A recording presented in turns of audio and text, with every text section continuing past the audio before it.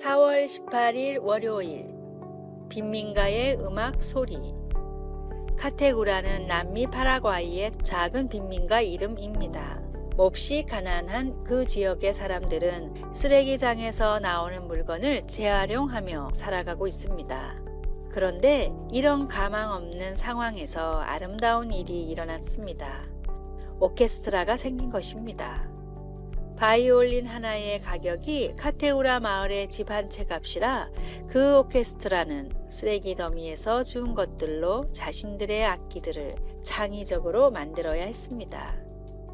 바이올린은 기름통에 줄거리로 구부러진 포크를 사용해서, 색소폰은 수도파이프에 키로 유리병 뚜껑을 사용해서, 그리고 첼로는 양철 드럼통에 조율핀으로 뇨키 파스타 롤러를 달아매어 만들었습니다. 이런 장치들로 연주되는 모차르트의 음악을 듣는 것은 아주 멋진 일입니다. 그 오케스트라는 많은 나라의 순회 공연을 하며 젊은 연주자들의 시야를 넓혀주었습니다. 매립 쓰레기에서 만들어진 바이올린, 빈민가에서 나온 음악, 그것은 하나님이 하시는 일을 상징적으로 보여줍니다. 가난해서 아름다움이 피어난 이 장면처럼 이사야 선지자는 메마른 땅에 꽃이 피고 사막에 시냇물이 흐르며 칼과 창이 농기구로 만들어지고 빈곤한 자들이 기쁨의 노랫소리에 하나가 되는 하나님의 새로운 창조의 세계를 마음에 그리고 있습니다. 카테우라 오케스트라의 감독은 말합니다. 온갖 쓰레기가 우리에게 버려집니다. 그러면 우리는 음악으로 되돌려 줍니다. 그들은 연주를 통해 언젠가 하나님께서 모든 사람의 눈물을 닦아주시고 더 이상 가난이 없게 될 미래의 한 장면을 세상에 보여주고 있습니다. 하나님이 당신 삶의 쓰레기를 아름다운 것으로 바꾸시는 것을 본 적이 있습니까? 하나님은 어떻게 당신이 고통으로부터 음악을 만들어내기를 바라십니까? 말씀. 노래하며 시온에 이르러 그들의 머리 위에 영영한 희락을 띠고 기쁨과 즐거움을 얻으리니.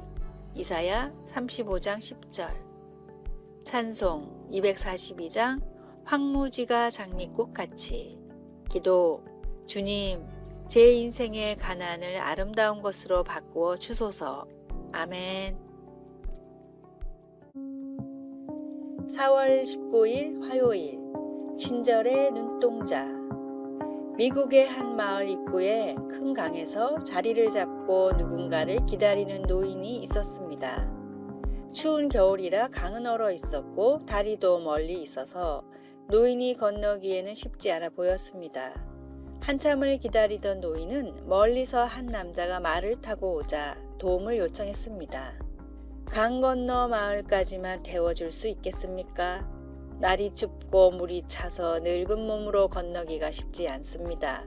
남자는 강을 건너 마을 멀리에 있던 노인의 집까지 바래다 주었습니다. 노인을 말해서 내려주며 남자가 물었습니다. 그런데 제 앞에 가던 사람들에게는 왜 도움을 요청하지 않으셨나요? 그 사람들은 이 비루한 늙은이에게는 조금의 관심도 없었습니다. 그러나 당신의 눈동자에서는 친절과 배려를 찾아볼 수 있었습니다. 남자는 노인의 대답을 듣고 남을 도울 때는 자세가 중요하다는 것을 깨달았습니다. 이 남자는 훗날 독립선언문의 토대를 세우고 미국의 3대 대통령에 뽑힌 토마스 제퍼슨입니다. 마음을 다해 남을 돕는 사람들은 작은 손길, 바라보는 시선마저도 다릅니다. 친절과 사랑, 복음이 담긴 손길로 소외된 이웃들을 찾아가십시오. 오늘의 말씀. 내가 내게 있는 모든 것으로 구제하고 또 내 몸을 불사르게 내줄지라도 사랑이 없으면 내게 아무 유익이 없느니라. 고린도전서 13장 3절. 오늘의 찬송 405장. 주의 친절한 팔에 안기세. 오늘의 만나. 남을 도울 때 주님이 기뻐하시는 겸손으로 친절히 하며 나의 친절이 상대방에게 어떤 느낌을 주는지 살펴봅시다. 4월 20일 수요일 왕실 손님 접대. 스코틀랜드의 무도회에서 영국 여왕을 만난 실비아 부부는 여왕의 가족이 자기 집에 차를 마시러 오고 싶다는 연락을 받았습니다. 실비아는 왕실 손님을 접대하는 일에 들떠서 집안을 청소하고 준비를 시작했습니다. 그들이 도착하기 전 그녀는 떨리는 마음으로 식탁에 놓을 꽃을 따러 정원에 나왔습니다. 그때 문득 하나님이 생각나며 왕 중의 왕이신 하나님이 자기와 매일 함께 하신다는 생각이 들었습니다. 즉시 그녀는 마음의 평온을 찾으면서 그래, 어차피 여왕일 뿐인데? 라는 생각이 들었습니다. 실비아의 말이 맞습니다. 바울 사도가 말한 것처럼 하나님은 만왕의 왕이시며 만주의 주이시고 하나님을 따르는 자들은 하나님의 자녀입니다. 우리가 그리스도께 속해 있다면 우리는 아브라함의 자손입니다. 우리는 더 이상 인종이나 사회적 계층 또는 성별의 차이 같은 것에 의한 분열에 얽매이지 않습니다. 우리는 다 그리스도 예수 안에서 하나이기 때문입니다. 우리는 왕이신 하나님의 자녀입니다. 실비아 부부는 여왕과 함께 아주 특별한 식사를 했지만 그녀는 앞으로도 여왕의 초청을 받는 일은 없을 것입니다. 그러나 왕 중의 왕이 매 순간 나와 함께 계신다는 생각만으로도 실비아 부부는 기쁩니다. 그리고 진심으로 예수님을 믿는 사람들은 자신들이 하나님의 자녀라는 사실을 알므로 함께 연합하여 살아갈 수 있다는 생각도 우리를 기쁘게 합니다. 말씀, 너희가 다 믿음으로 말미암아 그리스도 예수 안에서 하나님의 아들이 되었으니. 갈라디아서 3장 26절. 찬송 434장 귀하신 친구 내게 계시니. 기도. 하나님, 저를 사랑하기 위해 몸을 낮추시고 저를 하나님의 자녀로 맞아주시니 감사합니다. 아멘. 4월 21일 목요일. 장미와 향기. 닥터 지바고를 찍은 영화배우 랄프 리차드슨이 한 파티에서 사람들과 대화 중이었습니다. 그런데 한 남자가 기독교에 대해 이런 이야기를 했습니다. 존재하지도 않는 신을 믿는 사람들이 그렇게 많다는 게 참으로 이상합니다. 세상에는 제정신이 아닌 사람들이 왜 이렇게 많은 걸까요?